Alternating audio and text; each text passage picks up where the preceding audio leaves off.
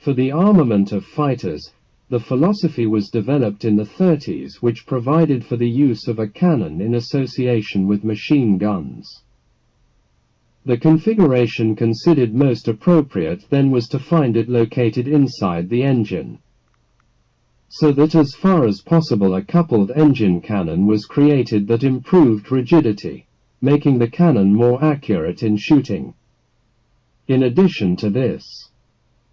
being the cannon, in single-engine fighters, placed near the longitudinal axis of the aircraft, it allowed not to have significant moments due to the use and consequent recoil of the weapon.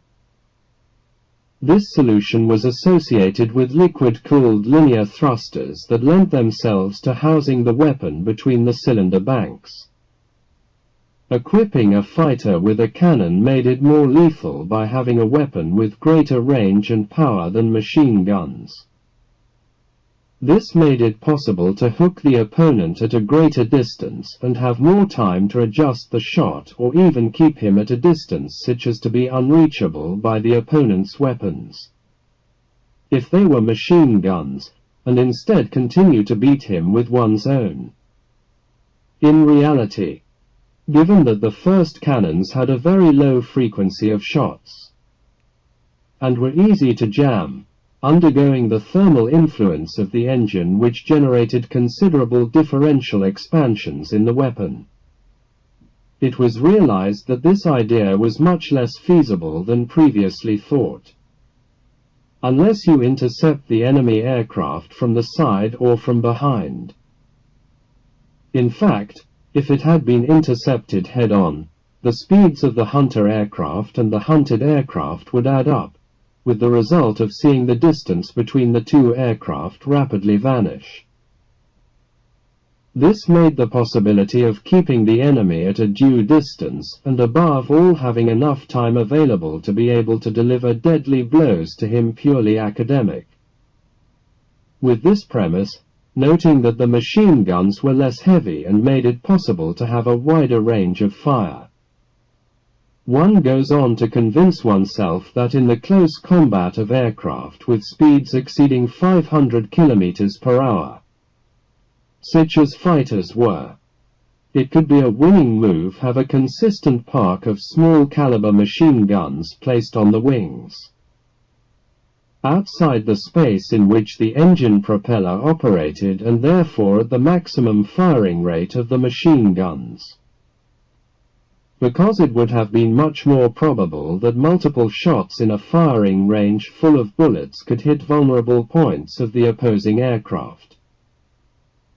In the short time in which the aircraft had been within range, rather than a single shot from the cannon, especially for interceptions that occurred frontally or almost.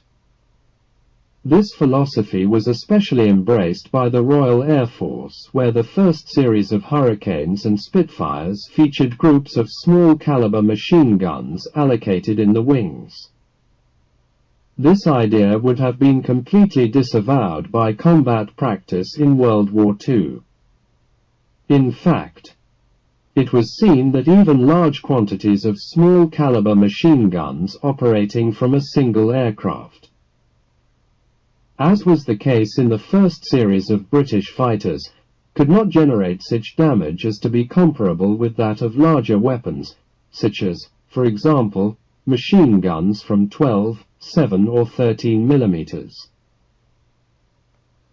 or even the 20 millimeters or 30 millimeters or 30 millimeters cannons, which in the meantime had reached a much higher efficiency and thanks to the greater power of the engines, were increasingly mounted on the new types of fighters. This led, during the Second World War, to the abandonment of calibers such as the 7.7 mm and similar, as it also led the Regia Aeronautica, which had embraced an intermediate road of only 2 medium-caliber machine guns of 12, 7 mm, to abandon this philosophy in favor of an ever-increasing use of cannons in the wings and in the linear thruster. In fact, These machine guns in the location chosen by the Regia Aeronautica were limited in firing frequency by being placed in the fuselage and therefore subjected to synchronization with the movement of the driving propeller, while enjoying the undoubted advantages in the field of inertia and moments generated with respect to the main axes of the aircraft. This discourse of the uselessness of small-caliber machine guns in air combat was even more true when the fighter units found themselves operating against well-defended bombers. Operating in cohesive groups, with mutually covered defensive turret firing sectors, in which weapons such as the 7 did not have the slightest chance of doing significant damage. In these cases,